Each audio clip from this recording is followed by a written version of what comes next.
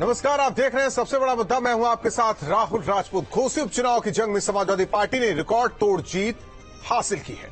सुधाकर सिंह ने दारा सिंह चौहान को करीब 43,000 वोटों से मात दी।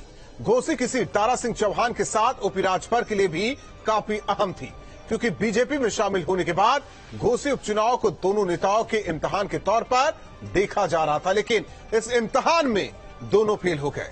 समाजवादी पार्टी इस जीत से काफी गदगद है। अखिलेश यादव इसे बढ़ती महंगाई और बेरोजगारी से जोड़कर देख रहे हैं। उधर संजय निषाद के एक बयान ने बीजेपी को भी कटघरे में खड़ा कर दिया है। संजय निषाद ने कहा है कि बीजेपी नेताओं की भीतरघात के कारण घोसी उपचुनाव में हार हुई है। घोसी उपचुनाव ने कई सवाल खड़े कर दिए हैं, जिन पर सबसे बड़ा मुद्दा में चर्चा करेंगे, लेकिन उससे पहले न्यूज स्टेट के बड़े सवाल। घोसी की घोषणा बदलाव लाएगी क्या बड़ा? क्यों नहीं बनी बात? क्या हुआ भीतरघात? बागेश्वर से कमल संदेश, घोसी में सियासी क्लेश। उपचुनाव में हार जीत बदलेगी 24 की रणनीति। घोसी का परिणाम क्या राजभर दारा भुगतेंगे अंजाम? सवालों के साथ मेहमानों से चर्चा, लेकिन उससे पहले आपको सुनवाते हैं क्या कुछ बयान आया है। घोसी की जनता ने जो फैसला दिया है, जो रिजल्ट आ रहा है, हम उसका स्वागत करते हैं। और एक बात जरूर कहूंगा कि ईवीएम विपक्ष जब हारता है तो ईवीएम का दोष देता है। अब तो ये प्रमाण हो गया कि ईवीएम सही है। और एनडीए की सरकार में निष्पक्ष चुना हुआ ये प्रमाण विपक्ष खुद दे रहा है। जो कमी रह गई है उसको हम लोग अध्ययन करके उस कमी को दूर करने का प्रयास करके आगे 24 की लड़ाई मजबूती से लड़ेंगे। देखिए, जब बड़े चुनाव होते हैं लोकसभा के तो देश देखा जाता है, और जब विधानसभा का होता है तो प्रदेश देखा जाता है, और जब उपचुनाव होता है तो प्रत्याशी देखे जाते हैं लोकल में। तो ज्यादातर माना जाता है कि दारा सिंह चौहान के चेहरे पर जनता ने मतदान किया है, और जो भी रहा होगा उसका परिणाम देख ही रहे हैं। जो भी निर्णय वो तो बाद में समीक्षा होगी ना, लेकिन मैंने पहले बता दिया कि ये जो तीन सब्जेक्ट है और सभी लोग जानते हैं।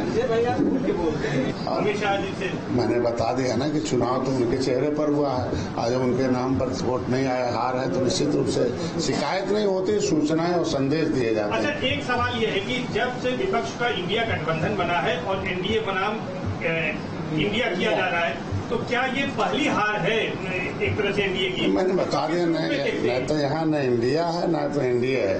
मैंने पहले बता दिया कि लोकल चुनाव प्रत्याशी के चेहरे पर आता है, और प्रत्याशी के चेहरे पर ऐसा आया। तो ये बहुत बड़ी जीत है, जनता की जीत है, घोसी की महान जनता की जीत है और समाजवादी समर्थकों की जीत है। भारतीय जनता पार्टी बनाम जनता चुनाव था और जनता ने भाजपा को नकारा, क्योंकि 7 वर्ष की भारतीय जनता पार्टी की राज्य सरकार ने, 9 वर्ष की केंद्र की सरकार ने, जनता को डबल इंजन की सरकार ने डबल दुख दिया, इसीलिए डबल वोटों से हार गए। आज आप सबके माध्यम से पूछना चाहता हूं कि इस परिणाम के बाद, इस जनादेश के बाद, क्या वो ईवीएम पर प्रश्न खड़ा करेंगे? क्या वो सरकारी मिशनरी, संवैधानिक संस्थाओं, इलेक्शन कमीशन पर प्रश्न खड़ा करेंगे? मैं जो भी ये परिणाम आया, हम लोग एक राजनीतिक दल के नाते आपस में बातचीत करके इस परिणाम की समीक्षा करेंगे, और समीक्षा के बाद आगामी योजना, अपनी कार्य योजना बनाकर पूरी मजबूती के साथ जनता की सेवा के लिए जो भारतीय जनता पार्टी का संकल्प है, हमारे नेता नरेंद्र मोदी जी का संकल्प है, सबका साथ सबका विकास, उस सिद्ध फॉर्मूले के साथ आगे बढ़ेंगे। मेहमान जुड़ चुके हैं। सबसे पहले परिचय करा दे रमाकांत मिश्रा जी, प्रवक्ता बीजेपी, भुवन भास्कर जोशी जी, प्रवक्ता समाजवादी पार्टी, इंद्रजीत सिंह टीटू जी, नेता आरएलडी, विजय उपाध्याय जी, वरिष्ठ पत्रकार हमारे साथ जुड़े हैं। आप सभी मेहमानों का स्वागत है। रमाकांत मिश्रा जी, जो विकास वाला इंजन था वो घोसी में दौड़ नहीं पाया, थम क्यों गया? देखिए राहुल जी, यहाँ पर विकास का इंजन पहले से दौड़ा आ रहा है, निश्चित तौर पर आगे भी दौड़ता है। बात केवल घोसी की ही नहीं है। आज आपने देखा होगा कि किस तरह से 7 ऐसे उपचुनाव हुए थे जिसमें भाजपा ने 3 के ऊपर में जीत दर्ज की। केवल घोसी से ही आप इसको सीमित दायरे में, मैं उत्तर प्रदेश का एक लिटमस टेस्ट कह सकता हूं इसको, मैं केवल यूपी की बात करूंगा। ना मैं उत्तराखंड की बात करूंगा, नॉर्थ ईस्ट की बात करूंगा, केरल की बात करूंगा और ना ही मैं झारखंड की बात करूंगा। मैं केवल उत्तर प्रदेश की बात करूंगा और घोसी सीट की बात करूंगा। बिल्कुल सही बात है। देखिए, एक राजनीतिक दल होने के नाते मैं इस चीज को जरूर कहूंगा जो कि चुनाव में हार जीत लगी रहती है, इसमें कहीं कोई दो मत नहीं। इससे पहले जो चुनाव हुए थे उसमें हमने किस तरह से जीत दर्ज की थी। आप कहेंगे जो घोसी का एक चुनाव है और उसी के अंदर में आप भाजपा को या सिमट करके रख देंगे, मुझे नहीं लगता है जो कि भाजपा को सिमटने की जरूरत है। बल्कि एक निश्चित तौर पर ठीक है, एक राजनीतिक दल होने के नाते मैं इस हार को बिल्कुल समीक्षा के साथ बिल्कुल स्वीकार करूंगा और आगे देखी जाएगी जो इस तरह की क्या बात हुई, क्या ऐसी इसमें कमी रह गई जिसमें जनता ने जो आशीर्वाद देना था वो आशीर्वाद नहीं दिया। 2-3 चीजें, क्योंकि देखिए जातिगत समीकरण बैठाने की कोशिश की गई। ओम प्रकाश राजभर लगातार प्रचार करते नजर आए, संजय निषाद वो भी दिखाई दिए चुनावी मैदान में। दूसरी ओर अपना दल, उनके भी कार्यकर्ता लगातार नेता लगे रहे। सवाल इस बात को लेकर है कि जनता के दिल में आखिर जो था वो तो इजहार कर ही दिया, लेकिन आप लोगों से दूर नहीं जनता हो रही है या वोटर्स हो रहे हैं, इसका आकलन करना जरूरी है। मैं राहुल जी, मैं एक चीज पहले कह चुका हूं, क्योंकि जब कोई हार या जीत होती है तो समीक्षा तो होती है। निश्चित तौर पर समीक्षा की जाएगी इस हार का क्या कारण रहा होगा। और दूसरी बात, जनता से दूरी, मुझे नहीं लगता जो कि एक चुनाव इस तरह से अगर हुआ है तो इससे जनता से दूरी हमारी बन गई है, ऐसी कोई बात नहीं है। हम केवल एक ही चीज कह सकते हैं जो कि एक राजनीतिक दल होने के नाते हार जीत लगी रहती है। हाँ, एक चीज जरूर, एक चीज राहुल जी इसमें ऐड करना चाहूंगा। जिस तरह से हमारे विपक्षी दल कहते थे जो कि ईवीएम खराब है, बहुत सारे ठिकरे फोड़े जाते थे, बहुत सारे कारण बताए जाते थे, वो मुझे लगता है जो कि अब धीरे धीरे ये लोग भी रिकॉग्नाइज कर रहे हैं जो कि नहीं, इस तरह की कोई बातें नहीं होती है। नहीं, वो तो खतौली और मैनपुरी से ही चीजें क्लियर हो गई थी। अब घोसी की क्या बात करें यहाँ। भुवन भास्कर जी, चेहरे पर ये हल्की मुस्कान, खुश तो बहुत होंगे आज आप। देखिए, सबसे पहले मैं आपके चैनल के माध्यम से घोसी की सम्मानित जनता का आभार प्रकट करना चाहता हूँ। ये घोसी के आवाम की जीत है, ये हमारे नेतृत्व माननीय अखिलेश यादव जी की जीत है, ये हमारी जो नीति है पीडीए प्लस इंडिया, ये उसकी जीत है। हमारे इंडिया के जो सहयोगी जिन्होंने जो हमें समर्थन दिया, ये सबकी जीत है। उन नेता और कार्यकर्ताओं की और जो बूथ तक के, हमारे सेक्टर तक के जो हमारे कार्यकर्ता है, उन सब की जीत, ये सामूहिक जीत है। और आज के दिन हमारे नेता ने सबका सम्मान कराने का पाठ हमको सिखाया है। मैं किसी भी नेता, किसी भी पार्टी के लिए कोई ऐसे शब्दों का प्रयोग नहीं करूंगा जिससे किसी का हमारा अहंकार दिखाई दे और अनादर दिखाई दे। इसलिए ये दिन केवल आगे और ज्यादा संघर्ष हमें करना है, ये बात दिन बताने के लिए तैयार है। ये भी भुवन भास्कर जी, ये भी कहा जा रहा था कि प्रत्याशी दमदार था आपका, उसके चेहरे पर वोट पड़े हैं, और ये भी कहा जा रहा है कि समाजवादी पार्टी के नाम पर नहीं लेकिन ज्यादातर प्रत्याशी को चेहरा आगे करके उस पर वोट मांगा गया और मिला भी। देखिए, आपका एक राहुल भाई बहुत गंभीर पत्रकार आप है, बहुत सम्मान मैं आपका करता हूँ। आप मुझे छोड़ दीजिए, मैं पूछ रहा हूँ सर, ये कहा जा रहा है, ये आपका एनालिसिस हो सकता है, लेकिन जो भावनाएं एज ए कार्यकर्ता मुझे कहनी चाहिए, वो भावनाएं मैंने सबका अवगत करा दी। मैं समझ रहा हूं। आज उत्तर प्रदेश के लोगों ने जिम्मेदारी भी दी है कि आगे और हमें जनता की लड़ाई को और मजबूती से लड़ना है, सामाजिक न्याय की लड़ाई को, जाति जनगणना की लड़ाई को और मजबूती से लड़ने का संकल्प है। टीटू साहब, हालांकि आप लोगों ने खतौली में झंडा गाड़ा, अब घोसी में समाजवादी पार्टी ने झंडा गाड़ा, आप लोग साथ में रहेंगे तो कमाल कर जाएंगे उत्तर प्रदेश में 2024 में। ये जनता की आवाज है राहुल जी। सबसे पहले तो सुधाकर जी को बधाई, माननीय अखिलेश जी को बधाई, और प्रत्येक कार्यकर्ता जो पूरा जुझारू बन के पूरे चुनाव में लगा, ये उसको बधाई। क्योंकि जो उपचुनाव का एक टेक्निकल मैसेज होता है कि उपचुनाव सत्ताधारी पार्टी का होता है, लेकिन मिश्रा जी ने बड़े अच्छे तरीके से अपने आप को कवर करा और ढाल बनाया ईवीएम। ठीक है, क्योंकि बचाव तो करना, पॉलिटिकल आदमी है और वैसे भी ब्राह्मण आदमी है, तो थोड़ा सा उनको पता है कैसे बचाव करा जाएगा। उन्होंने अपना गलती नहीं मानी कि हमने दूसरे का घर खराब करा और दारा सिंह जी को हम अपने यहाँ ज्वाइन करा के लाए। अरे भाई, आपके पास इतनी बड़ी टीम है, आपके पास इतने बड़े नेता हैं, तो सारे नेता आपको नजर नहीं आया। आपने दूसरे दल से आदमी को लाए और लाते ही आपने जनता के बीच में आपने उसको चुनाव के बीच में भेज दिया। तो ये जनता जो है ये अपने मुंह से नहीं कहती है, ये ईवीएम पे जाकर अपना जवाब देती है। इससे पहले घर का परिवार का बंदा भी इतना इंटेलिजेंट हो चुका, बताता नहीं है कि मैं कहां जाके वोट करूंगा। तो मेरा सिर्फ मकसद ये है कि सत्ताधारी पार्टी को जो गुमान है, जो उनको अपना जो अहंकार है उनके अंदर, उस पर जरूर आकलन करें। ईवीएम पर आकलन न करें, जीत पे आकलन ये करें कि जो हम कहते हैं बड़ी बातें, उसकी और गौर करें। हार का आकलन करें। ठीक है, अंशु अवस्थी जी प्रवक्ता कांग्रेस हमारे साथ जुड़ रहे हैं। अंशु अवस्थी जी भी चर्चा में स्वागत है। हालांकि अजय राय जी की चिट्ठी भी आई थी कि सपोर्ट किया जाए सुधाकर सिंह को। ये मिलजुल कर जिस तरीके से लड़ाई लड़ी गई, ये यानी कि एक लिटमस टेस्ट कहे या छोटा सा टेस्ट कहे जिसमें सब पास हो गए। अब लंबी लड़ाई तो 24 के लिए है। बिल्कुल राहुल जी, लड़ाई लंबी है, इसमें कोई दो राय नहीं, क्योंकि जो सत्ता में बैठे लोग हैं वो लगातार इस देश के लोकतंत्र को कमजोर कर रहे हैं और संवैधानिक संस्थाओं का दुरुपयोग कर रहे हैं। लेकिन हम आपके चैनल के माध्यम से घोसी की जनता को, सभी इंडिया गठबंधन के कार्यकर्ता, कांग्रेस के पदाधिकारियों को, नेताओं को, समाजवादी पार्टी के नेताओं कार्यकर्ताओं को, जिन्होंने दिन रात मेहनत की और जनता के मुद्दों पर चुनाव लड़ा।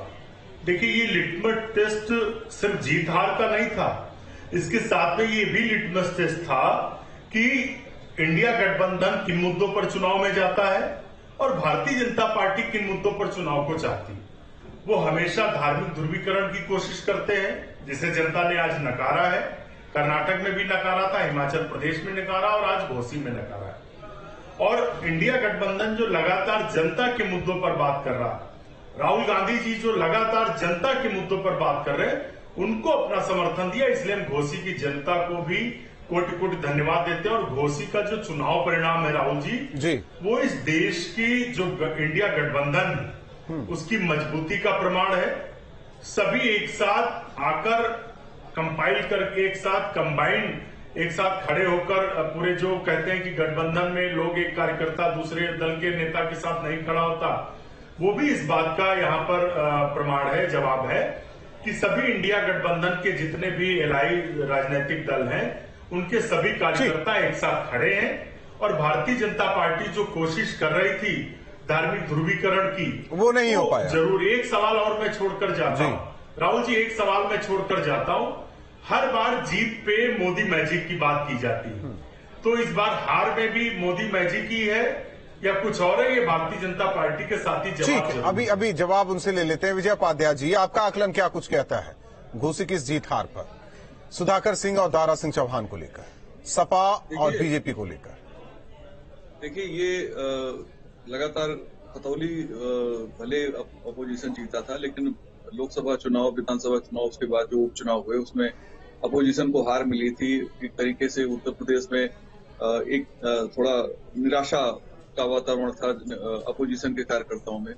तो इस घोसी की जीत ने एक बूस्ट दिया है, उनका मोराल बढ़ा है, उनका मनोबल बढ़ा है, उन्हें लगता है कि भाजपा को हराया जा सकता है। और खासतौर पे ये इम्पोर्टेंट इसलिए है कि जो अभी ताजा नया गठबंधन बना है, उसके बनने के बाद बाई इलेक्शन हुआ और पूर्वी उत्तर प्रदेश की एक अहम सीट इस समाजवादी पार्टी ने जीती, और न सिर्फ जीती बल्कि बड़े अंतर से जीती। और इसमें एक और जो इम्पोर्टेंट बात है कि दारा सिंह चौहान जमीनी नेता हैं और पिछड़े वर्ग के लोनिया समाज के वो एक कदावर नेता माने जाते रहे, उनकी हार हुई है। इसमें जो बीजेपी के गठबंधन के दल हैं वो बहुत एक्टिव थे, तो एक तरीके से ये उनकी भी हार है, यानी कि जो बीजेपी का पूरा कुनबा है वो हार गया। तो ये एक अच्छा संदेश है विपक्ष के लिए और भाजपा के लिए, चिंतन की बात है कि वो किस तरीके से अब आगे 2024 की रणनीति बनाएंगे और विपक्ष इस उत्साह को कैसे कायम रख पाता है, कैसे आगे की रणनीति बनाता है। अभी सीटों का समझौता होना उत्तर यानी कि 24 के लिए जिन्हें लाया गया वो कुछ कमाल नहीं कर पाए। फिलहाल तो कमाल करते हुए नजर नहीं आए। दारा सिंह चौहान को 24 के लिए ही लाया गया था, चूंकि पिछड़े बिरादरी से हैं और पूर्वी उत्तर प्रदेश में उनकी ठीक ठाक आबादी है। लोनिया चौहान समाज का कोई बड़ा नेता भारतीय जनता पार्टी में है नहीं। फागू चौहान को राज्यपाल बना दिया था बिहार का, उनके बेटे जरूर विधायक हैं, लेकिन समाज में पकड़ मानी जाती है दारा सिंह चौहान की। अब चौहान हार गए हैं और बड़े अंतर से हारे हैं, और खास बात ये है जो इसमें एक मैं विपक्ष के लिए इम्पोर्टेंट बात देखता हूं कि अगर आपको याद हो विधानसभा चुनाव में जब 2-3 चरण के चुनाव हो गए थे और जब मध्य उत्तर प्रदेश के इलाकों में चुनाव हो रहे थे, उसी दरमियान राजा भैया और अखिलेश यादव के बीच में एक बयानों को लेकर टकराव हुआ था और क्षत्रिय समाज में काफी नाराजगी थी। वो क्षत्रिय समाज से सुधाकर सिंह आज चुनाव जीते हैं और जो पीडीए अलायंस सपा ये भी से दावा, एक चीज ये भी कहा जाता था, हालांकि यही समाजवादी पार्टी कहती थी कि स्वजाति स्वजाति स्वजाति, ये भी रहा है अभी तक। हाँ, लेकिन देखिए जब कोई समाजवादी विचारों में कोई ढला हुआ व्यक्ति होता है, देखिए जैसे वो उसको जाति के चश्मे से नहीं देखा जाता है। हालांकि पिछले 20-30 साल की उत्तर प्रदेश की पॉलिटिक्स में समाजवाद में भी जाति का समीकरण बहुत स्ट्रांग है और समाजवादी लोग अब जातीय समीकरण की बात सुधाकर सिंह को टिकट देना भी है, जाति समीकरण को बैठाना था, ये सब बेहतर तरीके से जानते हैं जो पूर्वांचल को जानते हैं। रमाकांत मिश्रा जी, सवाल तो कई उठ रहे हैं और जो अंशु अवस्थी जी का सवाल भी है कि हार की जिम्मेदारी चेहरे पर लेंगे क्या?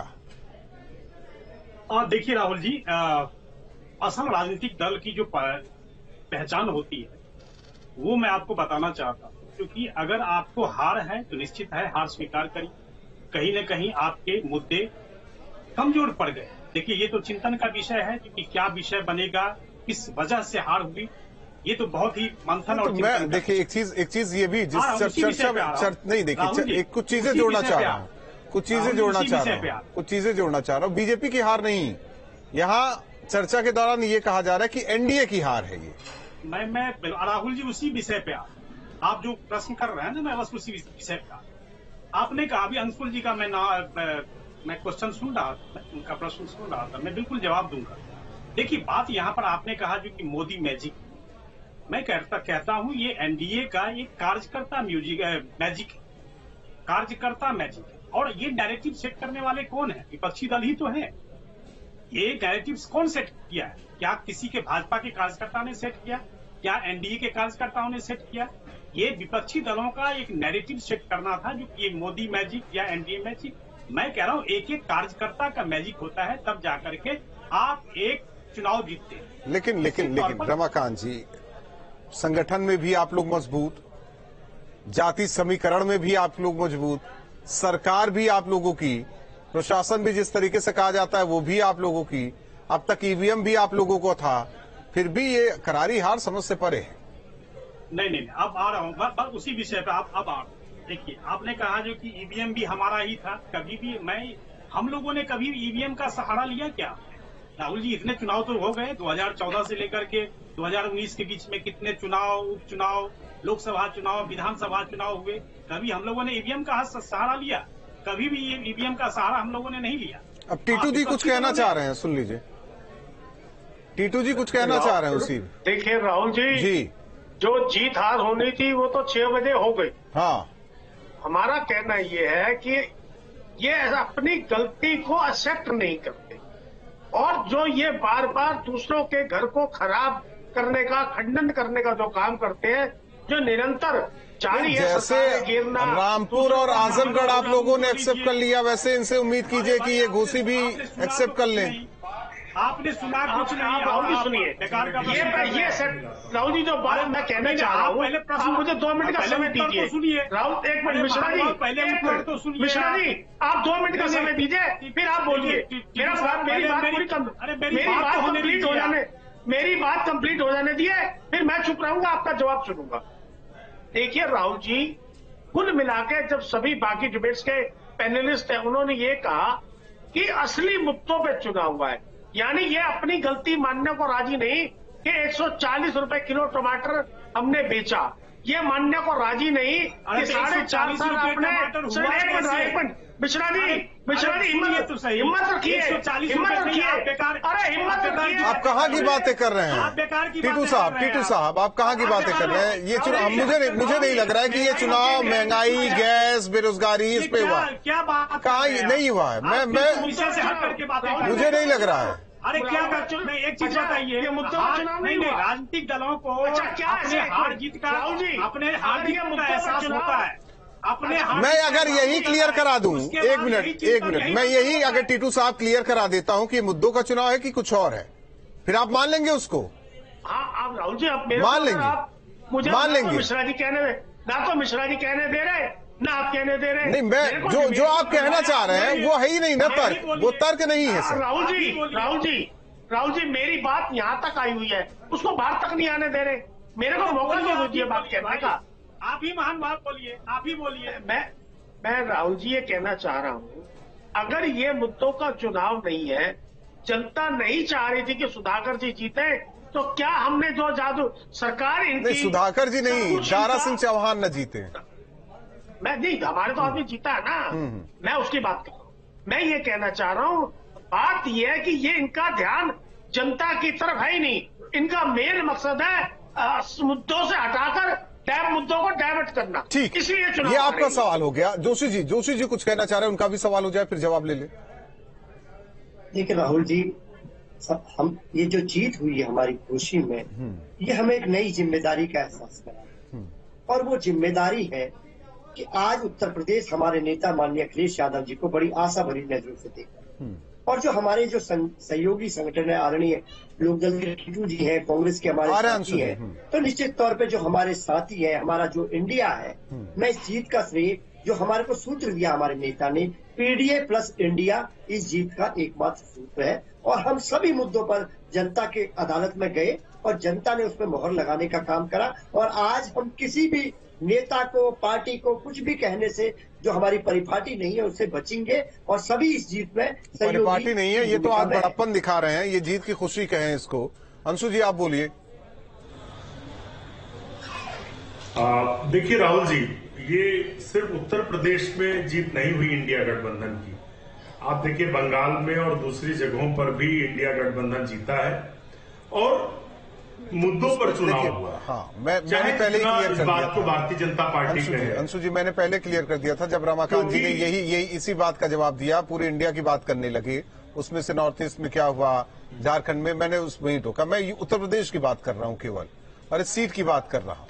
हाँ, मैं उत्तर प्रदेश में जो चुनाव हुआ राहुल जी, वो निश्चित तौर से जो भाजपा की वादा खिलाफी है उस पर हुआ है, और मुद्दों पर चुनाव हुआ।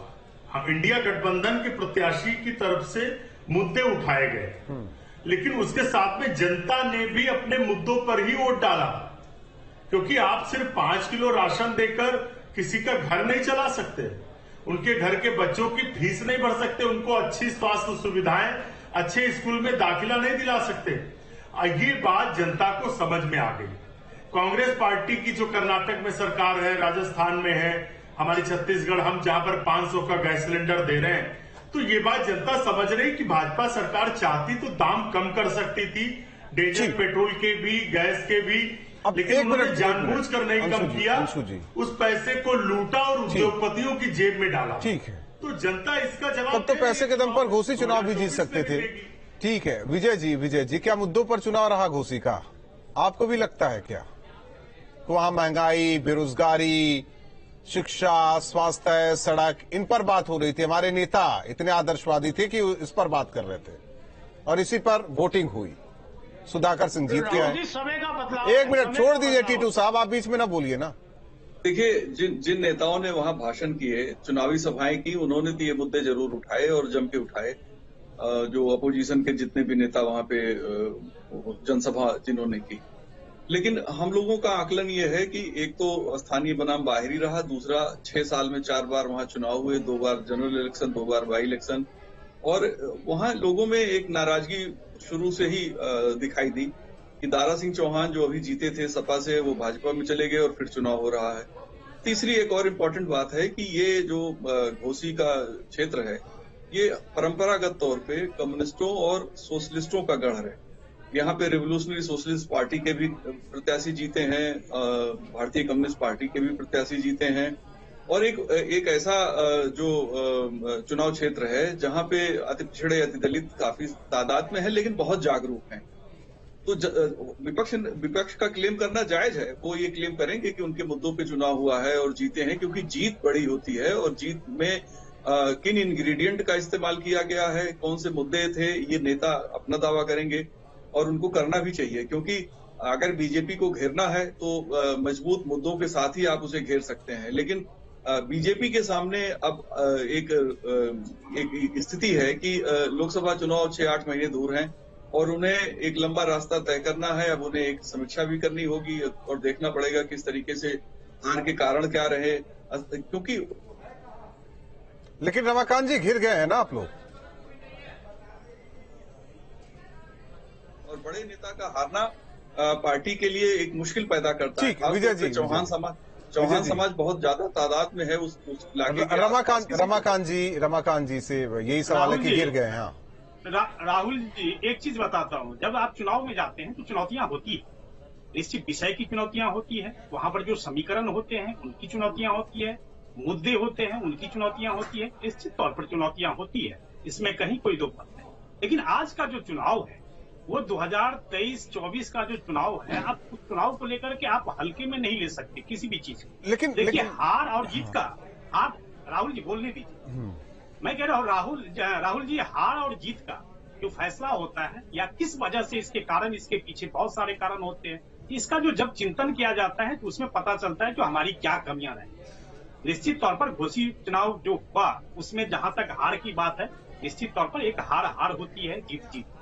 मैं बिल्कुल जो चुनाव, लेकिन सवाल क्या राजभर से भी, ये संजय से या अपना दल के नेताओं से सवाल होगा कि हम हारे क्यों?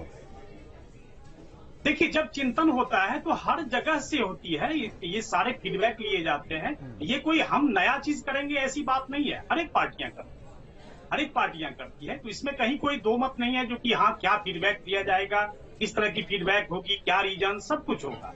लेकिन एक कह तो रहे कि वहाँ इंडिया की जीत हुई है, तो दूसरे दल तो जश्न नहीं मना रहे, समाजवादी पार्टी मना रही है यहाँ। हालांकि राहुल जी आपके एनडीए के साथ ही सारे दिखाई दिए। मैं 10 सेकंड लूंगा, ज्यादा नहीं। देखिए, मैं ये कह रहा हूँ जो कि हाँ हार जीत होती है, तो निश्चित तौर पर आपके मुद्दे, हम हमेशा से ही अपने मुद्दे पर ही चुनाव लड़े, हमने विकास का मुद्दा हमेशा से ही सामने रखा, हमने पारदर्शी एक शासन की व्यवस्था करी, हम लेकिन ये भी सोचिए ना कि समाजवादी पार्टी को एक बूस्टर डोज जरूर मिला है इस चुनाव से, मैनपुरी, खतौली और इधर अब ये घोसी। जरा संभलिए आप लोग, आकलन तो जरूर करेंगे आप लोग।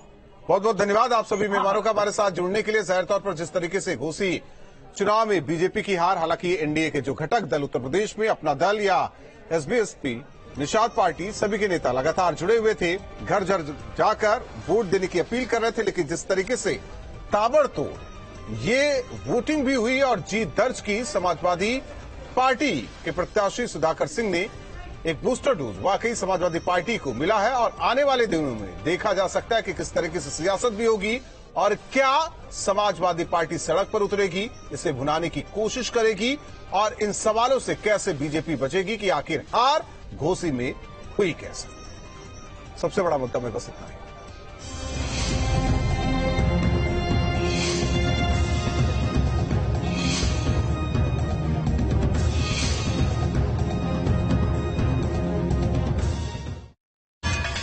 सह प्रायोजक